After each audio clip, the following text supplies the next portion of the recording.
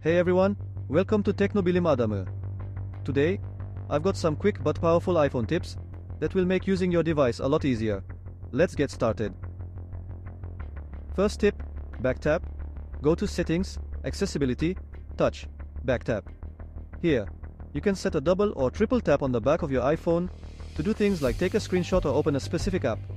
Super handy. Second, text replacement. Go to Settings, General, Keyboard, Text Replacement. Here, you can create shortcuts for commonly used phrases. For example, typing OMW can instantly expand to on my way. And here's a camera trick. Use the volume buttons as shutter. When you're taking a photo, just press the volume up or down button to snap the picture. This is especially useful when you want to keep your phone steady. Lastly, battery health. Go to Settings, Battery Health. Keep an eye on your battery's maximum capacity to ensure your iPhone's longevity. That's it for today. Don't forget to subscribe to my YouTube channel, like the videos, share with your friends, and let me know your thoughts in the comments.